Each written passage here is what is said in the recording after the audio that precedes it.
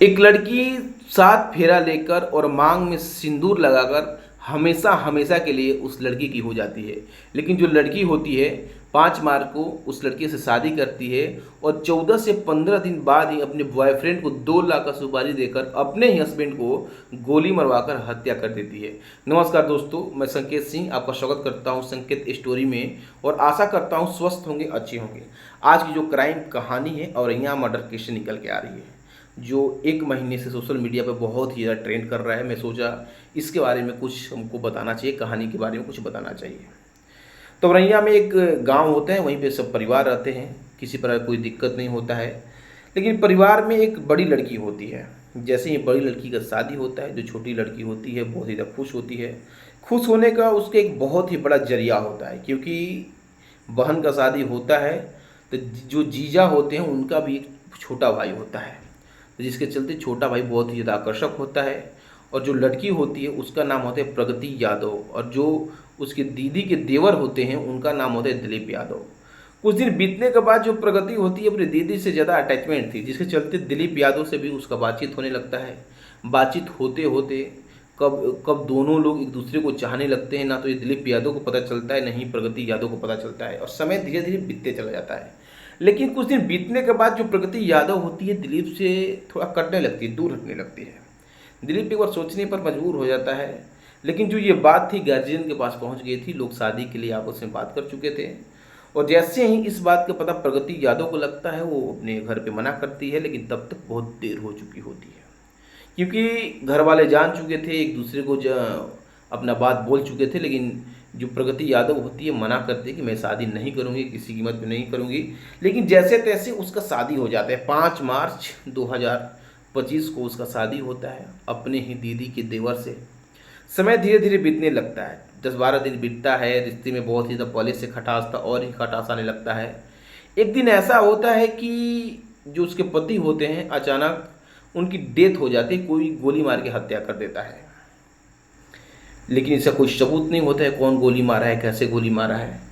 तो जब police investigation करती है, अपने हिसाब से जांच पड़ताल करती है, तो उसमें पाया जाता है, व्हाट्सएप लोकेशन में ये पाया जाता है और चैट में पाया जाता है, और कॉल का जो सर्विलांस में लगाया जाता है वो पता चलता है किसका कॉल किससे कब बात हुआ। तो पता चलता है कि जो प्रगति यादव है व्हाट्सएप के माध्यम से लोकेशन किसी को सेंड की है, जिसके चलते जो उसका बॉयफ्रेंड है दिलीप यादव, वो अनुराग यादव जो उसका बॉयफ्रेंड है अनुराग यादव, वो रामजी नगर जो हिस्ट्री किलर है उसको सुपारी दिया है।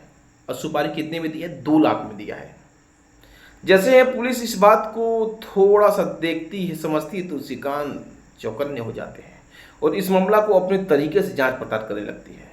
और उसको शक हो जाता है कि व्हाट्सएप पर जो लोकेशन है उसको कोई दे नहीं सकता है। व्हाट्सएप का लोकेशन तो उसकी जो वाइफ है वही दे पाएगी, प्रगति यादव, क्योंकि उसके पास मोबाइल एक्सेस हो सकता है। तो प्रगति यादव का मोबाइल खंगालने लगती है पुलिस। जब उसकी मोबाइल खंगालती है तो पता चलता है कि जो प्रगति यादव है वो कई बार रात में जैसे ही उसको हो जाता था, उसका हस्बैंड दिलीप यादव न जाने कितने बार अपने बॉयफ्रेंड अनुराग यादव से घंटों बातें करती थी।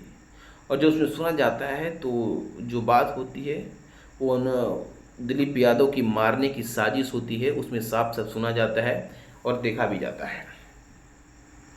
पुलिस अगर इस बात को पुष्टि नहीं करती तो लोग बोलते हैं कि ऐसे कैसे हो सकता है, लेकिन पुलिस इस बात को पुष्टि कर दी और जो अनुराग यादव होता है उसको भी मौके पे पकड़ के लाती है और उससे पूछताछ करती है।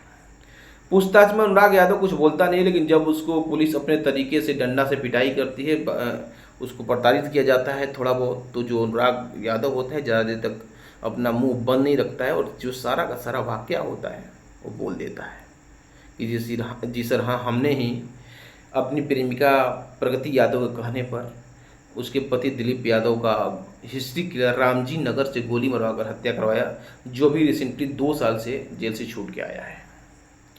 और जो प्रगति यादव होती है उसका 4 साल से रिलेशन चल रहा था अनुराग यादव के साथ। जैसे ही घर वाले जानते हैं, घर वाले सुन के चौकन्ने हो जाते हैं कि एक लड़की अपने ही पति को मांग में फंसाती है। एक लड़की अपने सुहाग को कैसे मार सकती है, ये चारों तरफ ट्रेंड करने लगता है। ऐसा न्यूज होता है कि लोग रिश्तों पे विश्वास करना आज की डेट में बहुत बड़ी चीज़ हो गई है, क्योंकि लोग तो रिश्ते पे विश्वास करते हैं, लेकिन ऐसे कई रिश्ते हैं कि हम बोल नहीं सकते हैं जो पति पत्नी का रिश्ता होता है एक अटूट रिश्ता होता है, इसको कोई तोड़ नहीं पाएगा। लेकिन जो ये प्रगति यादव होती है, ये हमारे समाज में कुछ ऐसा कर देती है कि हमारे और सारे जो बहन बेटी हैं उन पे लोग उंगली उठाने लगते हैं, लेकिन ऐसा सब नहीं होता है।